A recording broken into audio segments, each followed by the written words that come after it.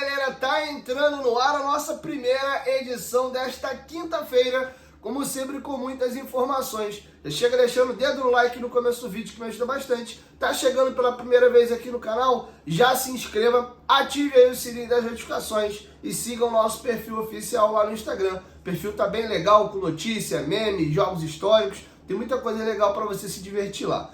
Beleza? Vamos começar o vídeo, galera, falando dos jogos atrasados. Tivemos ontem a vitória do Criciúma dentro da casa do Grêmio por 2-1 e o empate entre Red Bull Bragantino e Internacional de Porto Alegre. Eu vou deixar passando para vocês a classificação aí atualizada e vou relembrar vocês aí agora como é que ficou a situação dos jogos atrasados. Agora só restam 5 jogos a serem disputados: Atlético Mineiro e Grêmio, Internacional e Flamengo, Fluminense e Atlético Paranaense, Vasco e Cuiabá, Atlético Paranaense e Atlético Mineiro. Tá? Apenas 2 equipes ainda têm 2 jogos a disputar, que são Atlético Mineiro e Atlético Paranaense, e outras 6 equipes têm um jogo por fazer: Inter, Grêmio, Fluminense, Flamengo, Vasco e Cuiabá. Ao todo, 8 equipes têm nesse momento jogos a menos, né? 2 equipes com 2 jogos e outras 6 com 6 jogos a menos. Beleza? Desses 5 jogos atrasados, por enquanto, só Vasco e Cuiabá tem data marcada. Esse jogo vai acontecer dia 23 de outubro, tá bom? Com algumas desclassificações, temos finalização da Sul-Americana e da Libertadores hoje. A CBF pode marcar mais alguns joguinhos aí. Beleza? Vamos seguir agora aqui, galera, o nosso vídeo. Inclusive aí, só para dar um breve spoiler aqui sobre o confronto entre Vasco e Galo, vou aproveitar o jogo de ontem para falar de 2 coisas aqui. O Galo jogou um futebol absurdo ontem. Se o Galo conseguir repetir o nível de atuação contra o Fluminense, contra o Vasco vai ter que jogar muita bola na quarta-feira da semana que vem para chegar vivo para o jogo de São Januário. Porque o Galo jogou muita bola. Quem viu só o placar e não viu o jogo foi mentiroso. O Atlético perdeu o pênalti, teve bola na trave. Só o Paulinho perdeu 2 gols embaixo da trave. Ontem era para o Fluminense ser tomado de 4 para lá e ficaria barato. O Fábio fez alguns milagres. Tem uma finalização do Scarpa que ele voa na gaveta, que ele faz uma defesa surreal. Então o Atlético Mineiro ontem deu aula de jogar o tal do futebol, cara. Que partida do Atlético Mineiro. E o Deivinho é aquilo, né, cara? O Deivinho cresce em jogo grande. Teve muito vascaíno, a gente postou alguns memes zoando o Fluminense lá na nossa página no Instagram. E a galera, porra, não trouxeram o Deivinho, não trouxeram o Deivinho. Deivinho sempre quis jogar no Vasco, você trouxe o Cleiton, não trouxe o Deivinho. Realmente, cara, seria muito legal ter aí o Deivinho como uma sombra pro Verratti, de vez em quando até poupando o Verratti jogando Davidson, ou quando tu quisesse mudar um pouquinho a característica do jogo. Que jogador, cara, e mais barato que o Cleiton. Lembrando aí que o Deivinho não pode jogar contra o Vasco na Copa do Brasil, porque ele jogou a segunda fase pelo Cuiabá contra a Portuguesa.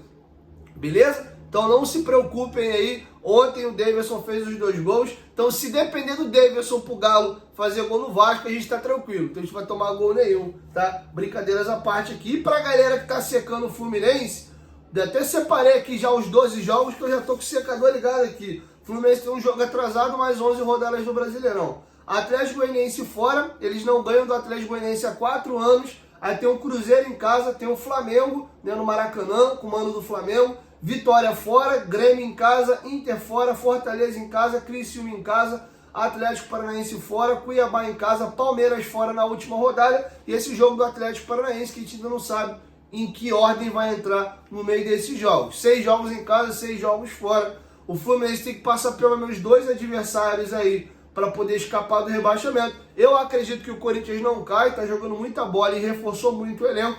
Se eu considerar que o Corinthians vai arrancar e vai sair da zona, o Fluminense tem que passar ou Vitória, e considerando que ele não passa o Corinthians, aí ele tem que buscar o Atlético Paranaense, que já tem 31 com 2 jogos a menos. E o Fluminense hoje tem 4 pontos a menos com o Atlético Paranaense. Vai passar muito pela essa rodada de final de semana. Se o Dragão confirmar o retrospecto recente com o Fluminense, ter mais uma porradinha, Corinthians e Vitória pontuar na rodada, o negócio vai ficar feio de vez aí pro Fluminense, que vai ter uma semana maluca, eliminação da Libertadores. A única coisa que faziam eles não olhar o tempo inteiro pro rebaixamento e uma porrada pro lanterna do campeonato. Aí pode ser que o negócio degringole de vez e a espera do pagamento desse boleto dessa Série B, quem sabe não sai no final do ano. beleza? Quero te ouvir, deixa a sua opinião aqui embaixo nos comentários. Sei que tem maior galera secando o Corinthians e o Fluminense. Quem dos dois você acha que cai? Cai os dois, cai um só. Tá torcendo para que caia mais quem? O Corinthians ou o Fluminense? O Vascaíno tem um ranço do Corinthians também. Inclusive, no grupo de membros do canal no WhatsApp, a gente debateu muito isso. O Vasco tem torcida espalhada no Brasil inteiro, né? E tem alguns vascaínos que residem em São Paulo. Então tinha uma galera dizendo que tava torcendo mais pro Corinthians cair do que pro Fluminense. Porque como eles moram em São Paulo, o corintiano é chato. E aí eles iam dar uma zoada no Corinthians lá. Mas, pra mim, não tem nem o que pensar. A gente é um clube do Rio de Janeiro, nossos rivais são os clubes do Rio. Então tem o meu ranço ali com o Corinthians também. Se cair também vou achar maneiro.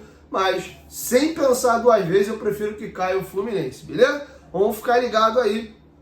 A nota de corte ali pro Z4 tá subindo. O Vasco tem que ficar ligado, hein? Deus o livre, se tomar uma porradinha no Cruzeiro e a galera pontuar. Essa gordura de 7 pode cair até para 4 pontos. Aí o negócio pode começar a ficar esquisito de novo, beleza? Vamos virar a chave agora, galera, e vamos falar sobre a situação dos 4 lesionados.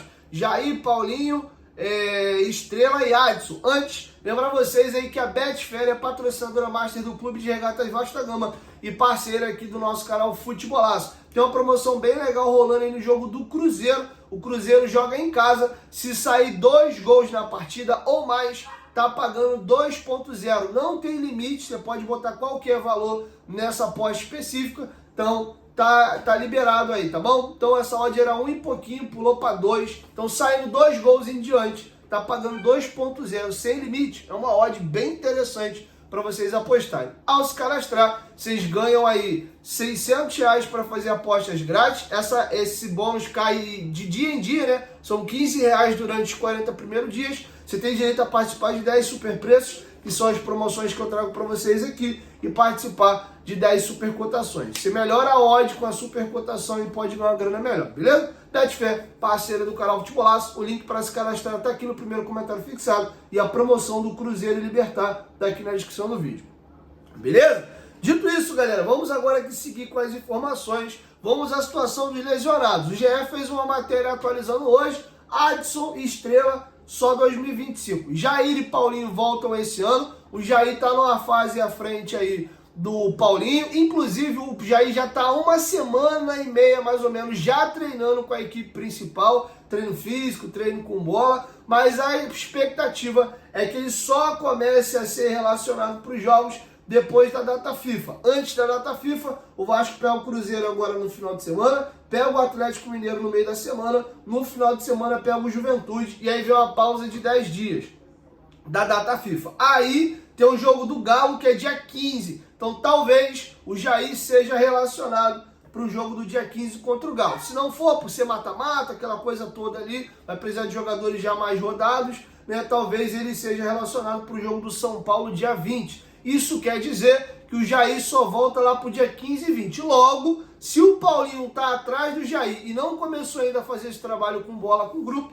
o Paulinho só volta ou lá para o dia 26 contra o Bahia ou no mês de novembro, tá bom? Jair do meio para o final do mês e o Paulinho no final ou no início do mês de novembro, tá? Inclusive, o Vasco entende que a recuperação do Jair não foi boa, foi tratada como excepcional, tá? Chamou muita atenção e o Jair tá zeradinho, tá? Desejar boa sorte ao nosso volante aí, vai nos ajudar demais, beleza? Um fato que chamou a atenção e rodou muito nas redes sociais, o Mônaco, uma das principais equipes francesas, lançou sua nova camisa para a temporada 2024-2025. A capa é fornecedora de material esportivo do Mônaco e eles nada mais nada menos pegaram a camisa do centenário dos camisas negras do Vasco, uniforme número 3, trocaram a cor ali da logo da capa, botaram a mesma gola e jogaram a logo do Mônaco. Ficou linda a camisa, porque de fato o design da camisa é espetacular,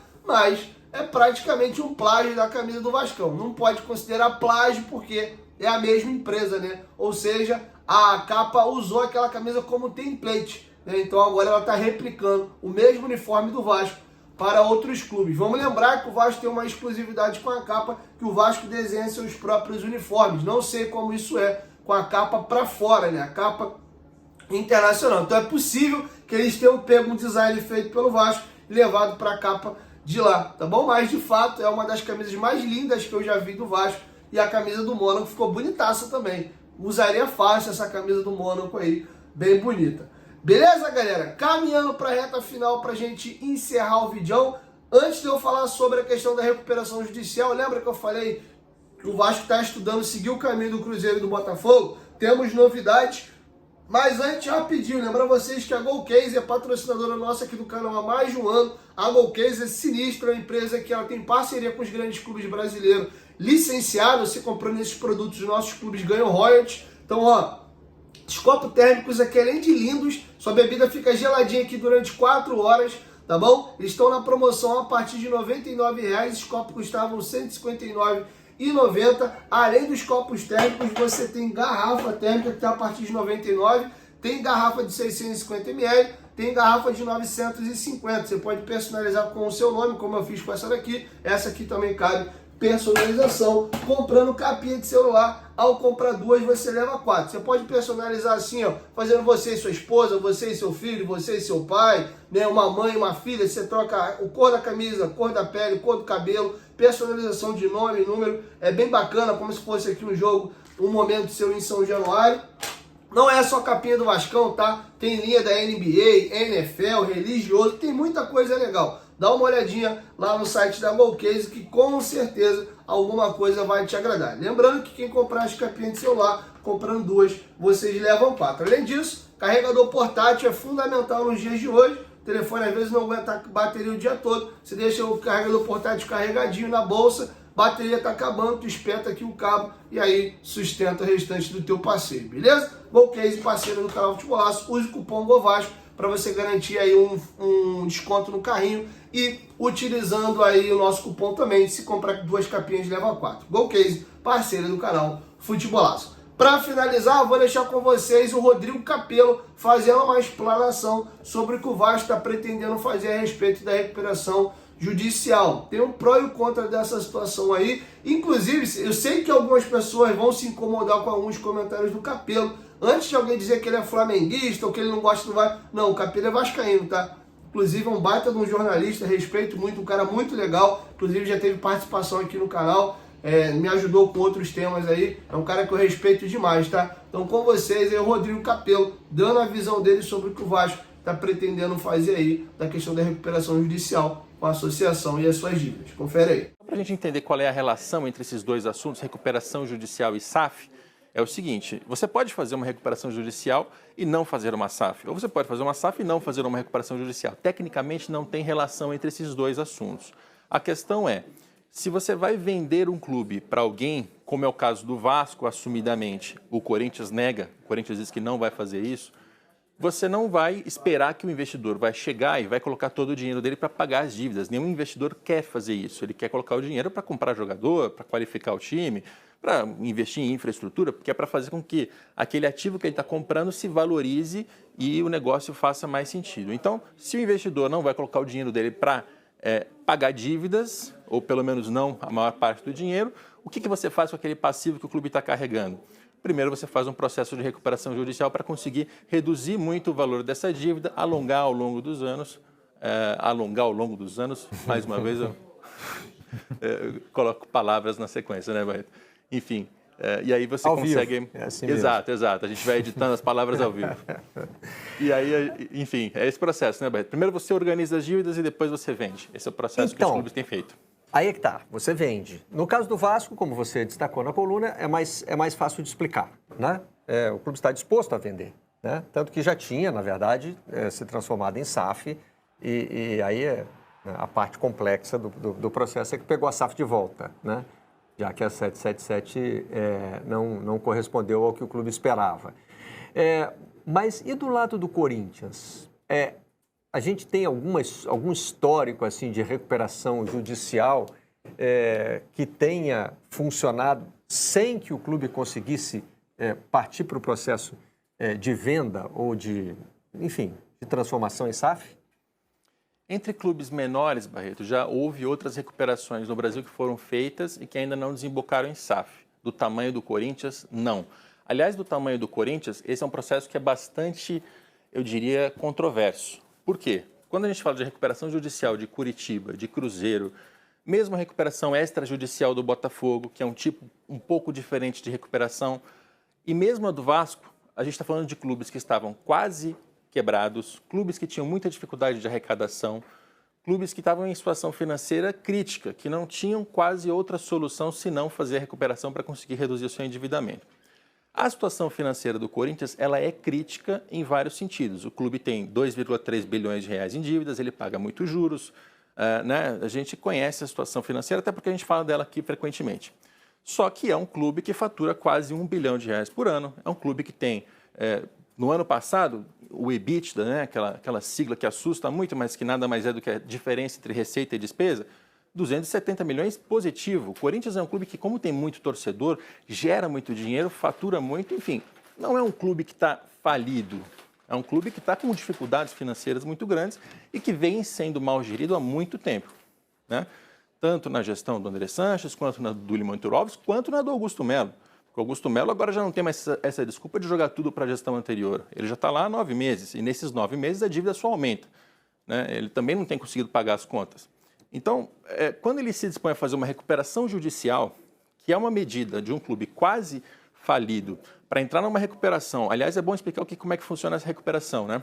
Ela é basicamente uma negociação coletiva, você busca todos os credores do clube, junta todos eles, exceto o governo fica do lado de fora, então trabalhistas e cíveis, né, você coloca todos eles na mesma negociação, o clube vai apresentar uma proposta de pagamento, essa proposta ela vai envolver geralmente um desconto muito grande, tá? E geralmente está ali em torno de 80%, às vezes um pouco mais, às vezes um pouco menos, e um novo prazo de pagamento, que pode ser de 10 anos. Geralmente também está em torno disso. Então, é uma negociação que ela é bastante agressiva. Ela tem um desconto muito alto, né? E é uma negociação arrastada. Se os credores aceitarem essa proposta, segue adiante. Se os credores recusarem essa proposta, aí abre-se um processo de falência e fecha o clube. Ou seja, olha o tamanho, né? É um processo alarmante. Bom, galera, é isso. Polêmico, tá? Tem a faca de dois gumes aí. Quando você pede esse tipo de modelo, você consegue reduzir muito a dívida, até é ilegal. A galera tem que aceitar um acordo, pelo menos 60% ali dos credores tem que topar, 60% a 50% para você conseguir homologar isso. A dívida reduz legal, você faz bons acordos. O ponto tem que pagar. Se você não honra, aí os credores podem pedir falência. Esse que é a grande problemática do modelo. Mas, se você se estrutura, levanta a grana e prepara para fazer o movimento, você pode reduzir a dívida e já botar o dinheiro para dentro e resolver a parada, ou já dar uma bela de uma porrada ali no pagamento dessa dívida e ficar com um valor pequeno administrando para pagar ele, tá bom? Então, tem esse pró e o contra. Então, se for um plano bem estruturado, pode ser interessante. Se for mal estruturado, tu pode levar o clube aí, ó, a fechar a porta, tá? Então, é algo pra gente estudar, não ter opinião formada, não tô dizendo que eu apoio, nem tô dizendo que eu sou contra também, por hora, tô só observando aqui, tá bom? Então é isso, quero te ouvir, deixa a sua opinião aqui embaixo nos comentários sobre tudo que a gente discorreu nesse vídeo, beleza? 1, 2, 3, futebolaço, tamo junto família, e logo mais eu volto com a segunda e a última edição. Tamo junto.